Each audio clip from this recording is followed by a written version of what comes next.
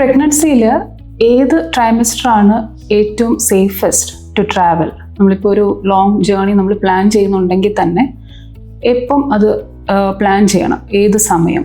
ഇതിന് ഏറ്റവും safest second ട്രൈമസ്റ്ററാണ്, അതായത് 13 to 28 വീക്സിൻ്റെ ഇടയിൽ. ഇത് എന്തുകൊണ്ടെന്ന് പറഞ്ഞാൽ ഫസ്റ്റ് ട്രൈമസ്റ്ററിലാണ് എപ്പോഴും മിസ്കാരേജിൻ്റെ ഒക്കെ റിസ്ക് ഏറ്റവും കൂടുതൽ. അപ്പോൾ ബ്ലീഡിങ് ഉണ്ടാവാനും അല്ലെങ്കിൽ ഒരു പെയിൻ വരാനൊക്കെയുള്ള ചാൻസ് ഫസ്റ്റ് ട്രൈമസ്റ്ററിൽ സെക്കൻഡ് ട്രൈമസ്റ്റർ വെച്ച് നോക്കുമ്പം കൂടുതലാണ്. ഇനി തേർഡ് ട്രൈമസ്റ്റർ, അതായത് 28 വീക്സിന് ശേഷം pre term labour pain start ചെയ്യാനുള്ള ചാൻസസ് കൂടുതലാണ്. അപ്പോൾ അതുകൊണ്ടാണ് ഈ 13 to 28 വീക്സ് ആണ് ട്രാവൽ ചെയ്യാൻ, പർട്ടിക്കുലർലി ലോങ് ജേർണീസ് ട്രാവൽ ചെയ്യാൻ നിങ്ങൾ ചൂസ് ചെയ്യേണ്ടത്. പല എയർലൈൻസും ഒരു കട്ട് ഓഫ് തന്നെ പറയാറുണ്ട്. ഒരു 34 വീക്സിന് ശേഷം അവർ യൂഷ്വലി പ്രഗ്നൻസി പേഷ്യൻസിനെ എൻ്റർടൈൻ ചെയ്യാറില്ല. അതുപോലെ ട്വിൻസ് ആണെങ്കിൽ 32 വീക്സ് ആണ് അവരുടെ കട്ട് ഓഫ്. അപ്പോൾ ഈ കാരണം കൊണ്ടാണ്, നേരത്തെയുള്ള പ്രീ ടേം ലേബർ വരാനുള്ള റിസ്ക് ഉള്ളത് കൊണ്ടാണ് ഇങ്ങനൊരു റെസ്ട്രിക്ഷൻ വെച്ചിരിക്കുന്നത്. So the most safe time to travel is between 13 and 28 weeks.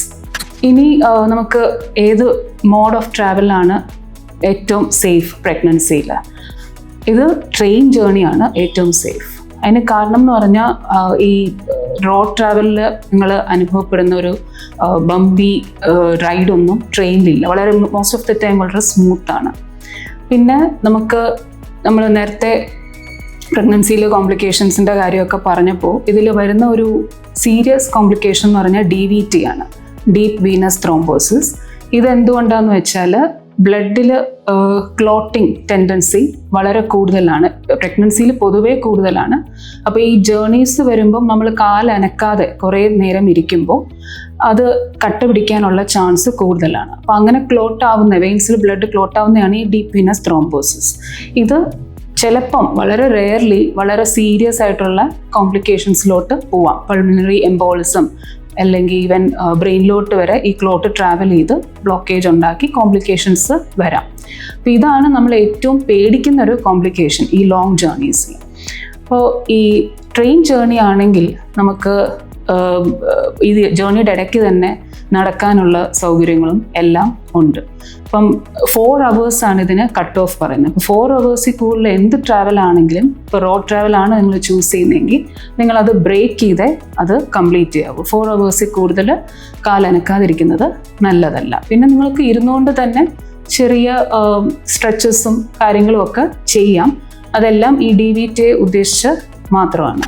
വേറൊരു കാര്യം നമുക്ക് യൂസ് ചെയ്യാവുന്നത് ഈ സ്റ്റോക്കിങ്സ് കിട്ടും, കംപ്രഷൻ സ്റ്റോക്കിങ്സ്. അത് കാലിലിടുകയാണെങ്കിൽ DVTയുടെ റിസ്ക് കുറയ്ക്കും. പിന്നെ നല്ലപോലെ ഹൈഡ്രേഷൻ ഉണ്ടായിരിക്കണം, നല്ലപോലെ വെള്ളം കുടിക്കണം.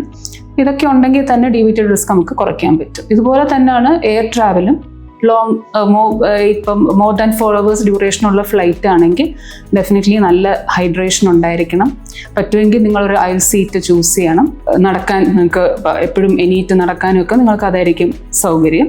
പിന്നെ കംപ്രഷൻ സ്റ്റോക്കിങ്സ് യൂസ് ചെയ്യണം. ഇതൊക്കെ ഒന്ന് നോക്കുകയാണെങ്കിൽ സെക്കൻഡ് ട്രൈമസ്റ്ററിലെ ജേർണീസിന് വലിയ കുഴപ്പം ഇല്ല.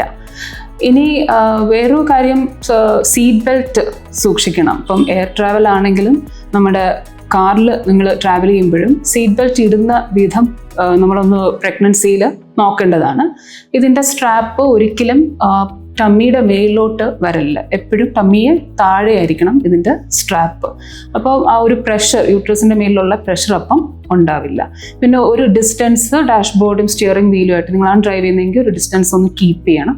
പക്ഷേ എന്ന് കരുതി നിങ്ങൾക്ക് ഫുഡ് പെഡൽസ് റീച്ച് എന്ന് വെച്ചാൽ എത്തുകയും വേണം. അപ്പോൾ അത് അഡ്ജസ്റ്റ് ചെയ്ത് വേണം നിങ്ങൾ ഇരിക്കാൻ. അപ്പോൾ ഇങ്ങനത്തെ കാര്യങ്ങൾ നോക്കുകയാണെങ്കിൽ ഇത് വളരെ സേഫാണ്, കുഴപ്പമൊന്നുമില്ല. ഡ്രൈവിംഗ് ചെയ്യുന്നത് കൊണ്ടോ കാർ ട്രാവൽ ചെയ്യുന്നത് കൊണ്ടോ നല്ലൊരു ബ്രേക്ക് ഒക്കെ എടുക്കുകയാണെങ്കിൽ കുഴപ്പമില്ല. ബ്രേക്ക് ചെയ്താണ് ജേർണി പോകുന്നതെങ്കിൽ കുഴപ്പമുണ്ടാവില്ല.